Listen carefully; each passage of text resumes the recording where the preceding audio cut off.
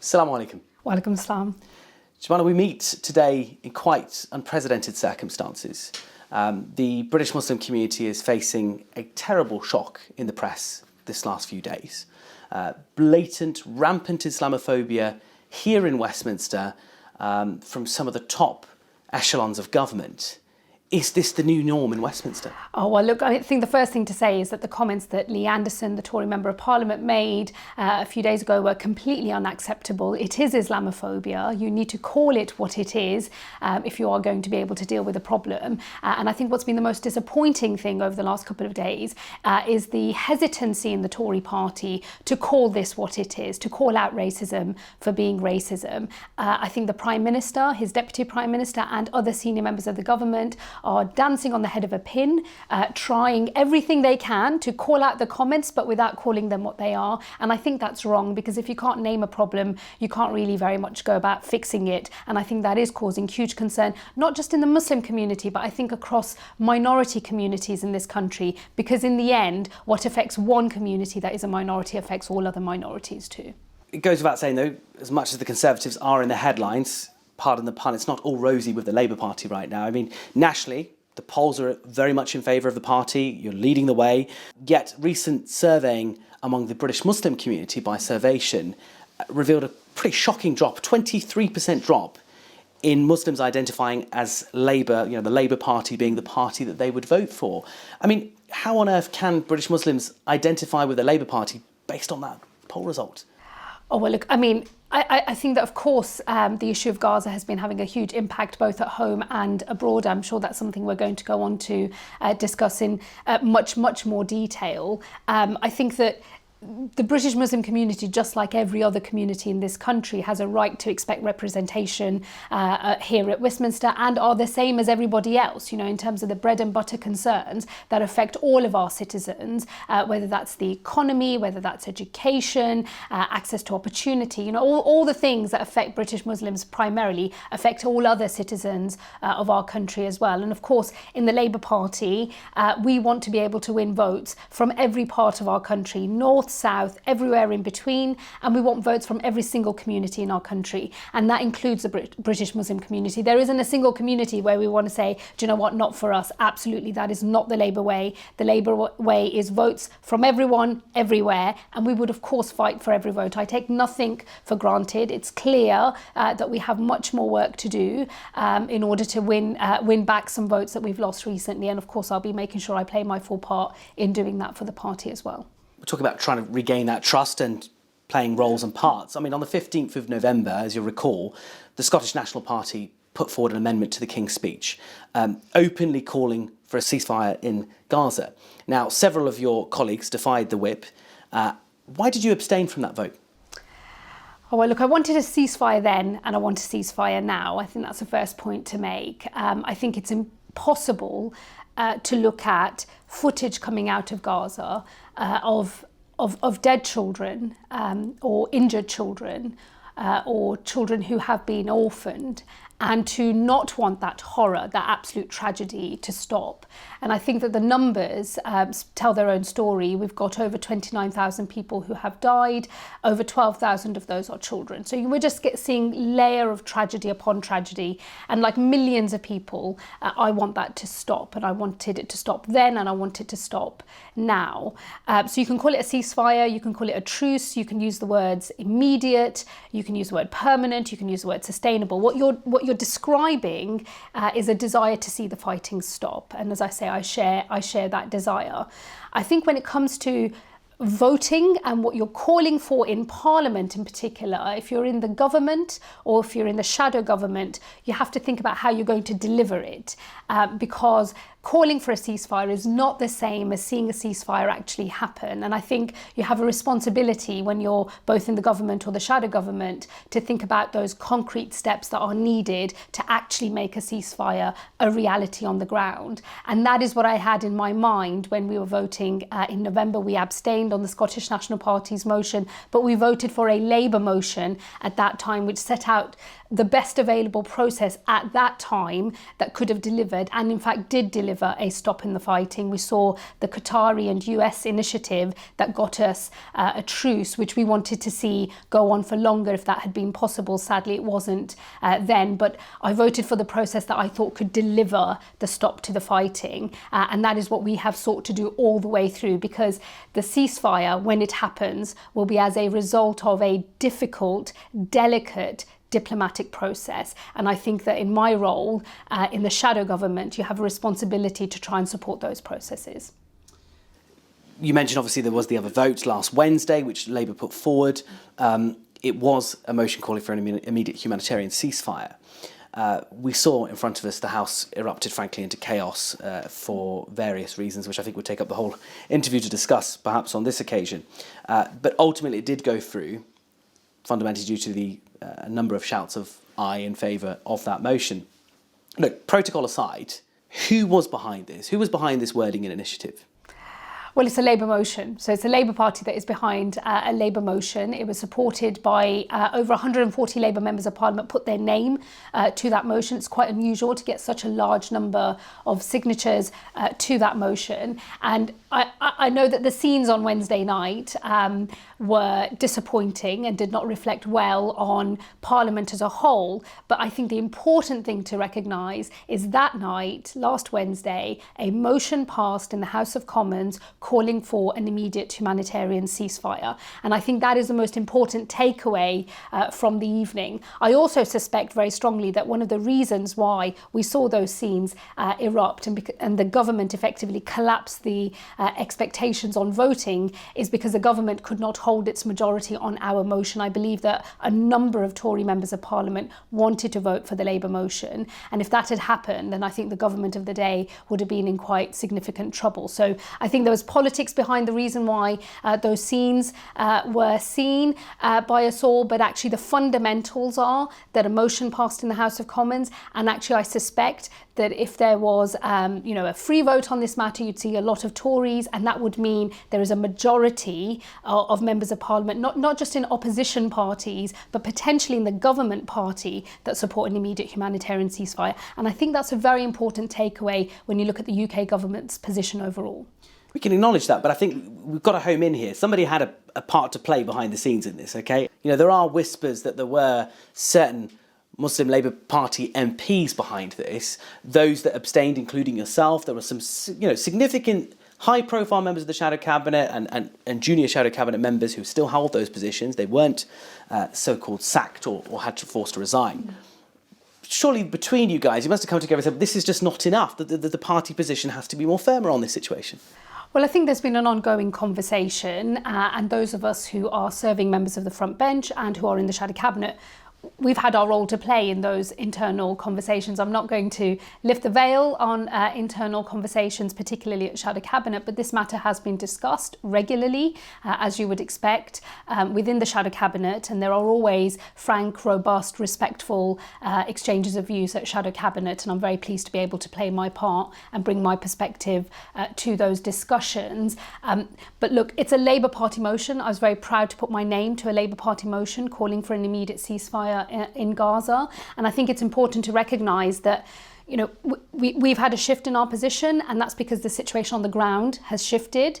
And I think that there is this window of opportunity within the sort of diplomatic processes that have been taking place, where if more countries, including the UK, are able to join that call for an immediate ceasefire, we might actually be able to deliver it. So it goes right back to the question of what is the best mechanism to make a ceasefire happen? And because of the situation on the ground, because ourselves and many others around the world are very clear that the situation in Rafah, ground offensive in Rafah, cannot go ahead, must not go ahead, and the way that the position of, say, the Canadians or the Australians or the New Zealanders has changed, I think that creates an opportunity, and I think it's important we all try to seize the moment and do everything we can to try and bring a ceasefire about. The SNP's motion called for, quote, a ceasefire. Labour's motion called for, quote, a humanitarian ceasefire. What is the difference, please? And can you please clarify once and for all, what is Labour's position on the historic Israel-Palestine conflict? Well, I don't really think there is much of a difference between most of the words that are being used, immediate ceasefire or immediate humanitarian ceasefire. They are effectively the same thing. The Labour Party motion and the wording that we have used is more, I guess, reflective of the way that these matters are discussed at the UN and in diplomatic arenas where these discussions are taking place. So our language is much more in keeping with the way that diplomatic language is often used in these matters. And I think our motion was stronger because I think it went much further than the SNP motion because it didn't simply ask for a ceasefire. We were very clear that the ground offensive in Rafah must not, cannot, under any circumstances, go ahead. We were calling upon the Israeli government to abide by the findings of the International Court of Justice, which I think is incredibly important because in the end, it is international law that is the thing that binds us all together on the world stage. And then also we were looking at the best mechanism to try and make sure that any ceasefire that is achieved is in fact permanent. So how do you get a permanent ceasefire? Well, for that you need the peace process. You need to be able to engage in those diplomatic negotiations for a two-state solution with a safe and secure Israel, but a viable, strong Palestinian state as well, and where the recognition of Palestine as a state takes place as part of a contribution to a peace process and not at the end of a peace process. Because in the end, self-determination for the Palestinian people is the inalienable right of the Palestinian people. It is not in the gift of their neighbour, not Israel nor anybody else, and it is a right that they have and a right that is there to be realised, we believe, as a contribution to a peace process. So for the Labour Party, our position is that we want to see a two-state solution with a safe and secure Israel, a viable Palestinian state. We will recognise the state of Palestine as a contribution to a peace process, and this will be a priority for a Labour government. I appreciate clarifying the position now. I just want to rewind a bit, if we may. 13th of October, you issued a statement regarding Israel's response to the Hamas terror attacks on October the 7th. We must not forget that killed over 700 innocent civilians. In your statement, if I may quote, you said it was clear that a humanitarian crisis was unfolding. So with respect, why hasn't the world heard from you? If we go back to looking at your local correspondence, we verified that you've had some local correspondence in your constituency, like many of your colleagues. But within this very house, we are sitting in the mother of all parliaments. In this very house, based on what we've looked through the archive of Hansard, you've only spoken 3 times since then. And on matters, frankly, that are nothing to do with Gaza. Can you explain this, please? I'm a member of the Shadow Cabinet. I am the Shadow Lord Chancellor and Shadow Justice Secretary, so all of the contributions that I've been making in Parliament relate to my justice portfolio. We have a convention whereby if you're in the Shadow Cabinet, you speak from the dispatch box on your own portfolio. You do not speak on the portfolios held by your other colleagues in the Shadow Cabinet. So with respect, the person who's been leading for the Shadow Cabinet and speaking for all of us on this matter is my colleague David Lammy. He is the Shadow Foreign Secretary, as well as Lisa Nandy, who is our Shadow International Development Minister. So you will see me speaking about justice matters because that is my brief in Parliament, and that is the convention by which members of Parliament operate in this place. The rules are different for other junior members of the front bench, and the rules are different for backbenchers. So if there's any confusion about that, let me clear that up right now. That is to do with the fact that I am a serving member of the Shadow Cabinet. I'm the Shadow Lord Chancellor and I speak on those matters. But I have been communicating regularly with my constituents who've been writing to me, as you would expect, and as I respect their right to do so, about this incredibly important issue. I've been in regular correspondence with my constituents. And I have, of course, been taking part in many of the conversations that have been taking place in Westminster, even if they are not on the floor of the House of Commons itself or from the dispatch box. But as we were discussing a little earlier, there have been regular conversations about the Labour Party's response to the crisis in Gaza, and I have been playing my full part in those conversations. How would, should I say, if Labour does come to government, how would Labour respond to this? Because fundamentally, Israel's Prime Minister Benjamin Netanyahu has made it very, very clear that he is rejecting calls for a Palestinian state in itself. Well, look, part of the difficulty and part of the reason why this tragedy has had no end in sight for months now is because we lack partners for peace in that region. Benjamin Netanyahu is not a partner for peace. Hamas have not been partners for peace. You need partners for peace who are willing to take part in a political process to deliver a peaceful resolution that delivers a permanent ceasefire and a Palestinian state, so that the hopes and dreams of the people of Palestine can be recognised. You know, you need those who are representatives of both peoples to want to take part in those conversations. So it is difficult, and there's no point pretending here that a change of government to a Labour government is somehow magically going to make a ceasefire or a peace process happen. But this will be a priority for an incoming Labour government, and we will put our shoulder to the wheel to try and do our bit and everything that we can to support a peace process. In the end, the only way to resolve this issue, the only way to stop more violence, to stop the number of children dying or being made orphans, is a peaceful resolution, a peace settlement, a two-state solution. Now, akin to the early 2000s, we've seen kind of the resurgence of quite left-wing activists, okay? And they're outright saying on social media that they want to punish the Labour Party, the party you're an MP for. What's your response to that sentiment?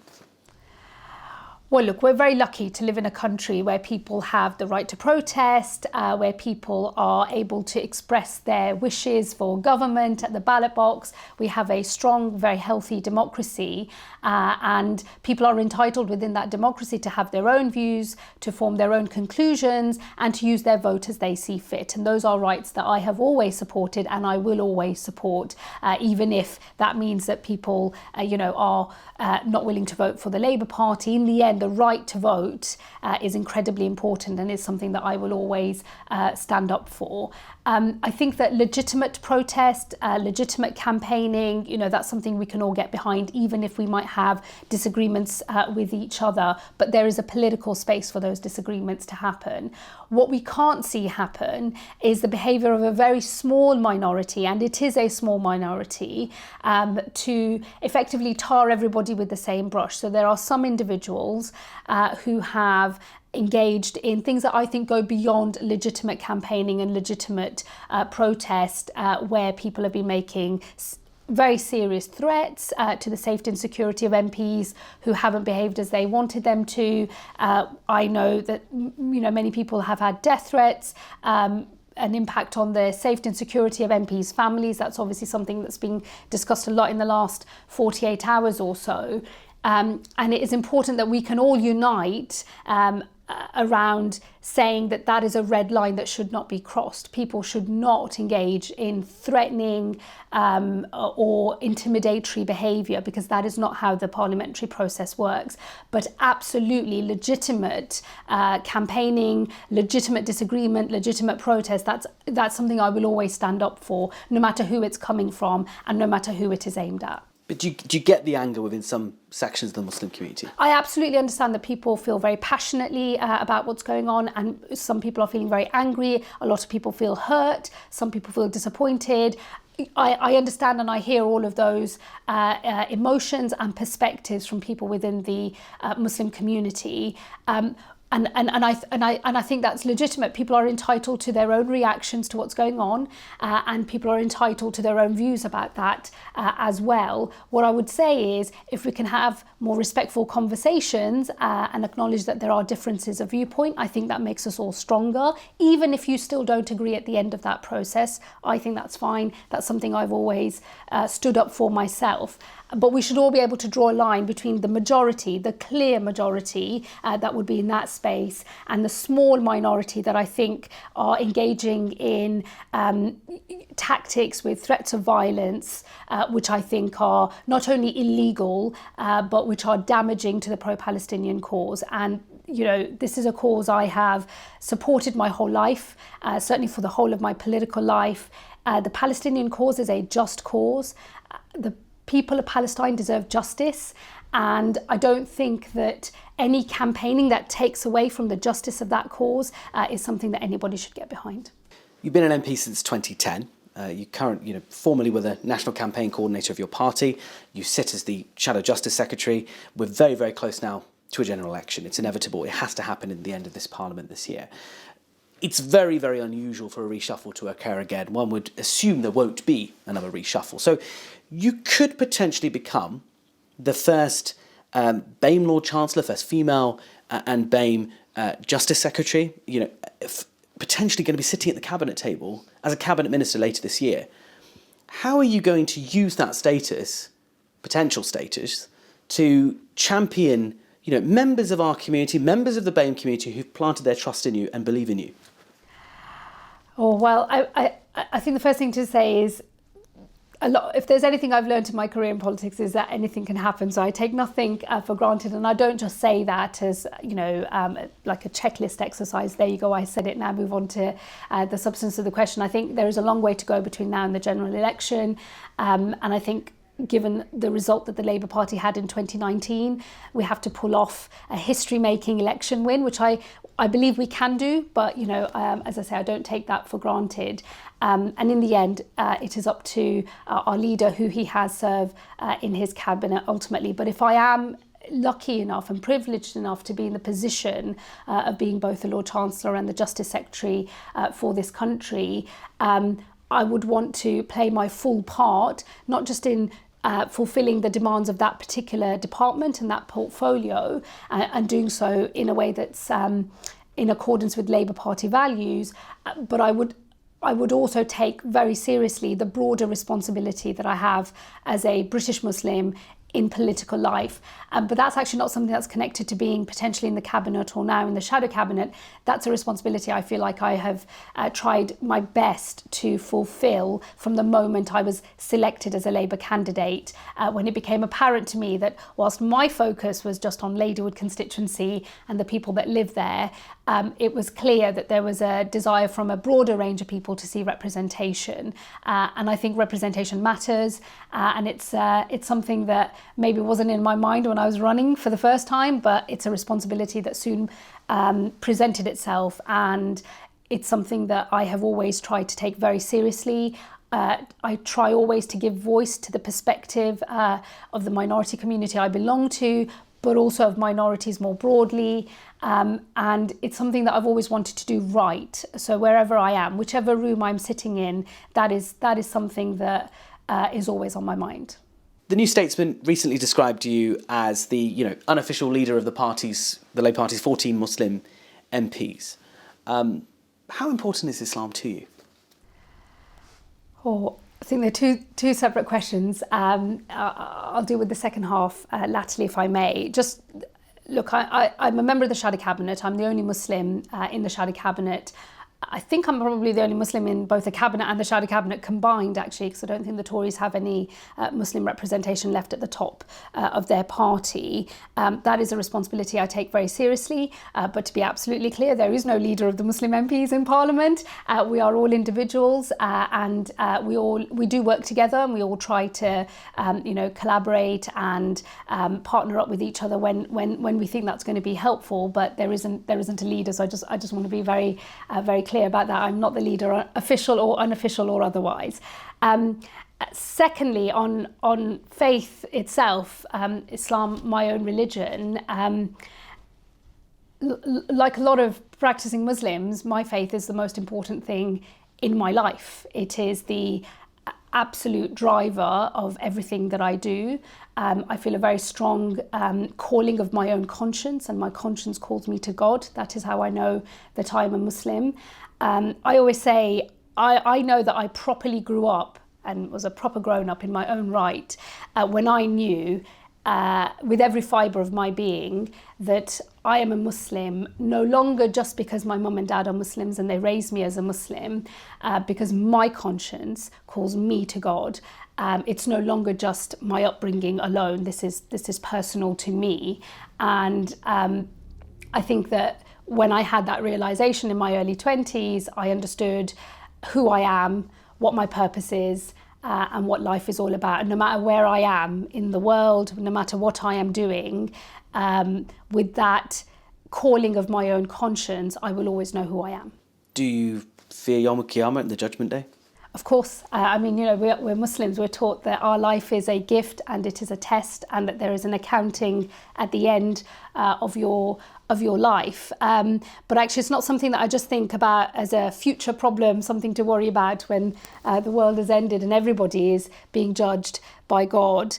I think or certainly this is how I have always approached Islam, and this is how I was taught and raised. That sense of having to account for what you're doing is something that lives with you every day, and in everything you say and in everything that you do. And I was taught as a child, God is everywhere. God sees everything. God knows you better than yourself. So there's no hiding. Everything that you're doing, you can say something to other people, but the truth of your heart is known to you and it is known to God. And that has always shaped the way that I approach. It's not just about politics and professional life, it's personal life. It's shaped the way that I look at the world, the way that I look at my own behaviour. And I think that that has helped centre who I am and my sense of who I am as a Muslim. Beyond being an Oxford graduate, respected barrister, senior Muslim MP, who is Shabana Mahmood? And what's your goal? Oh gosh. Well, I am. I suppose in a way it's connected to the job that I'm doing right now. Okay, I am somebody who is trying to take the advantages that I have been given, the privileges, the gifts from God, the education, the sort of professional background, and I'm trying to use it for good. As Muslims, I believe that those things that you've been given are a test. It's a test. You have to account for it. You have to show what you did with it. I can't just sit back and think, great for me, I went to Oxford. It's an amazing university. I've had a brilliant, wonderful education. It's not there for me to chalk that up and think there's something special about me. There isn't anything special about me. That's a test. The test is, what am I going to do with it? What will I use it for? And I've always tried to use the privileges I've been granted, ultimately by God, those privileges for good and in public service, because I think that public service is the best way to try and help the most people in the most significant way possible. I think that if we are able to form a government, if we are lucky enough to win a general election, if I'm able to be in the government of this country, I will be trying to use that for good, to try and change our country for the better, so that more of our people have all of the opportunities that I have been blessed with. A very polished answer. What's the one thing we don't know about Shabana Mahmood?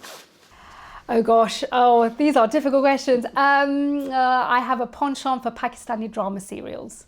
It's helped my Urdu improve immeasurably. There you go. Are we going to name any favourites? Well, I'm happy to name favourites, but I think I might cause a bit of debate on amongst your viewers. Shabana Mahmood, Member of Parliament for Ladywood, Shadow Justice Secretary and Shadow Lord Chancellor. Thank you for talking to us here on British Muslim TV. Thank you, Jazakallah.